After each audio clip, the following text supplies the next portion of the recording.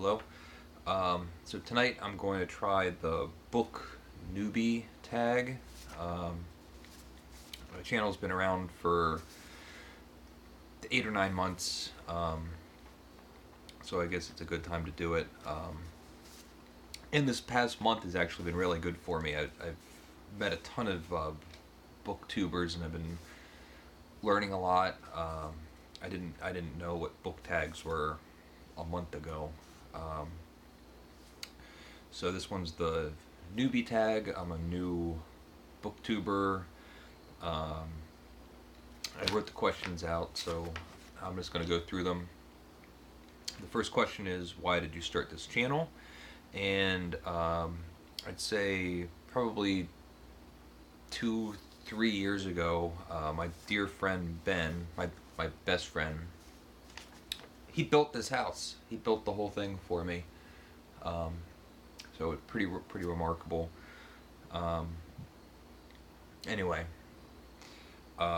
we were talking. I was telling him about a book. I was telling him about something, and he just made an offhand comment like, "You should record it and put it on YouTube." Like a lot of people do it. I thought it was a good idea. Probably, I don't know, a year and a half went by, and I just never did it. Like anxiety or worrying about just looking stupid or sounding stupid. But I kept thinking about it, and I just started it. I made a little terrible intro video, my first YouTube video, and I've just kept going. I don't know if that's a good answer, but what are some fun and unique things you can bring to booktube? Well, I don't know. I also didn't prepare these questions. I wrote them down at work, and I forgot what they were. I guess I would just say that the books that I read, I don't really know a lot about new books that are coming out. So it's not just a whole string of bestsellers or anything like that. I tend to read a lot of old, strange books, and I go down rabbit holes and find out one writer was influenced by another, and so hopefully the books that I put up can be kind of maybe sporadic and surprising. So, why do you love reading? Well, for one, it gives me time to think, and I also get to spend time learning about what other people are thinking. And reading is, when you're reading what someone else has written down, it's one of the most extraordinary, I think, one of the most extraordinary ways and insightful ways to understand another person's thought process. And also, like, the beauty of expression, like the way that people are able to express themselves. Different people are expressing themselves differently. Just amazing. So, I don't know. What got you into reading? That would be my dear old friend Bob. Bob is dead now, but I was maybe 17 or 18 years old when I met him. He was already in his 60s, I think, and just an extremely well-read person who turned out to be one of my best friends. And basically, when I met him and told him that I didn't read very much, he called me a moron, and just said, like, you have to read. Like, if you want to have any idea of what's going on in the world, you need to read books and get like a reference point of the world that you live in. I'll say at some point I asked him, just being like young and naive, I asked him like what books should I read. And I was totally inexperienced, didn't really read very much in high school. So he just rattles off and says, like, well, you got to read David Copperfield, you got to read The Magic Mountain, you got to read the Karamazov brothers, and maybe like a couple other. But I go to the bookstore, and I get these. It felt almost as if it was a practical joke, like he was picking like the biggest, thickest books, like you're sitting there holding Middlemarch or something. And I went through them. Those were some of the very first books that I read. A lot of them I did not like at first. They're difficult. But he was right. Those were, I mean, now all the books I just mentioned are all like some of my top favorite books. I mean, there's a reason why you would tell somebody to read The Magic Mountain. So I don't know if I answered that either. What questions would you ask your favorite booktubers? So I will say that this past month has been one of the best months for me, as far as how my, not just how my little channel is going, but meeting and learning about different people that are on YouTube, and all of the big personalities and different personalities. I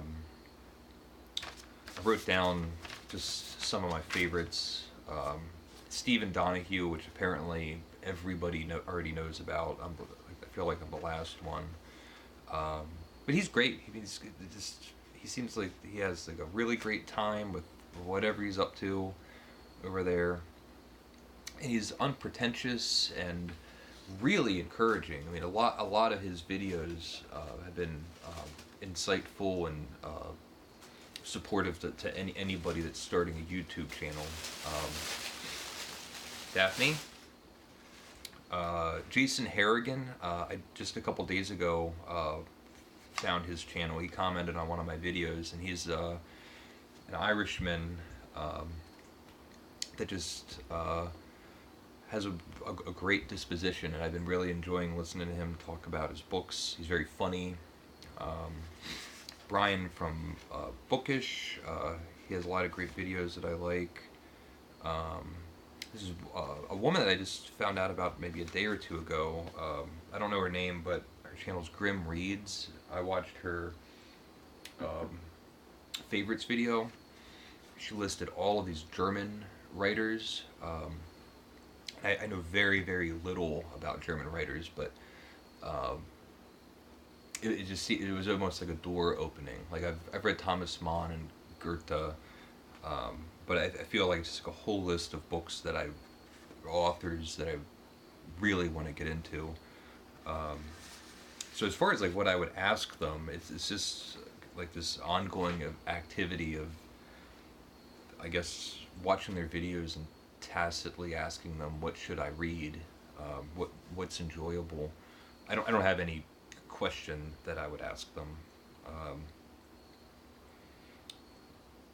I feel like they're constantly uploading videos that are the answers to questions that a viewer might have. What challenges do you think starting a booktube will be the hardest? I will say that I had difficulty initially talking to myself in an empty room. I have my cats and my camera. In my earlier videos, if anyone's seen them or goes back to watch them, I had friends that would come over and sit behind the camera. We would try to recreate as best we could a natural conversation of me just telling somebody about a book, a real person. They would talk back, and I had different people that would come over. And I still will. I will be doing that in the future, but I just had issues where I was reading faster than I could have someone come over, and then I would record 4 videos in a shot. But it could be a book that I've read 2 weeks ago, and it's not that I forget, but that initial response,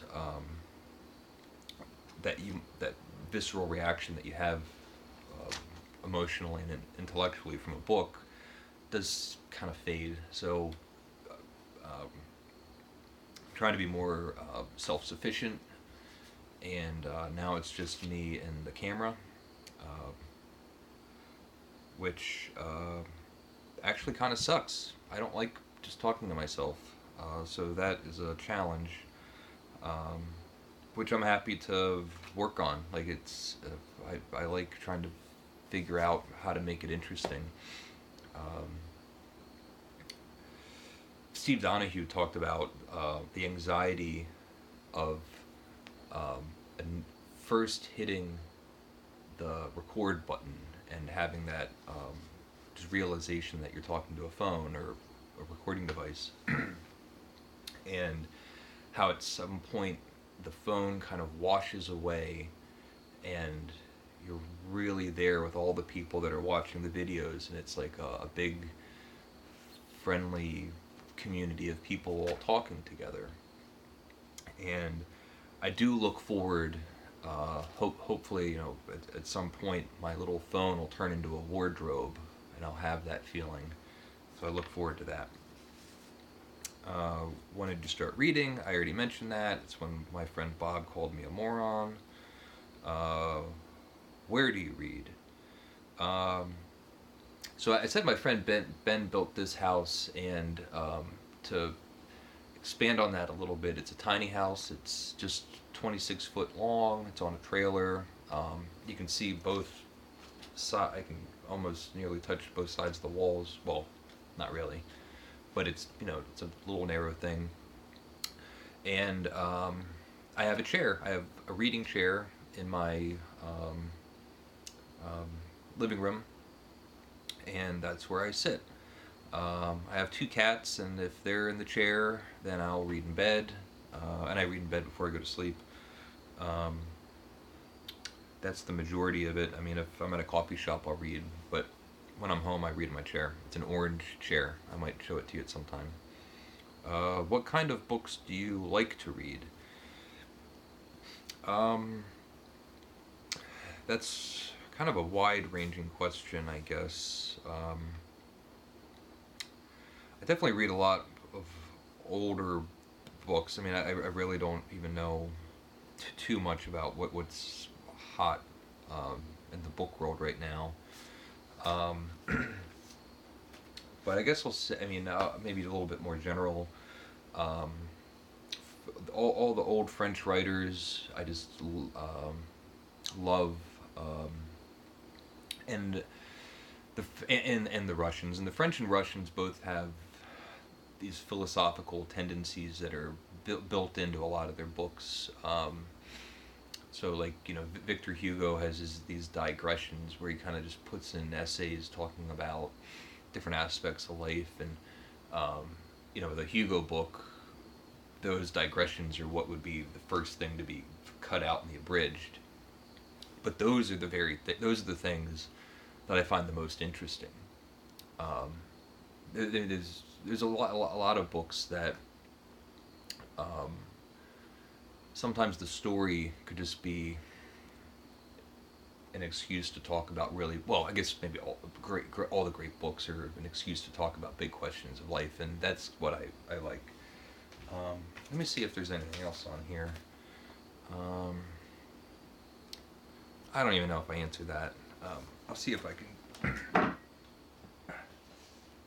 This is Daphne, and I'll show you Andy at some other time. I'm gonna wrap up there. Thank you for watching. So this is my first, what's it called? Book Newbie Tag. So thank you, everybody, and leave comments if you would like, and goodbye.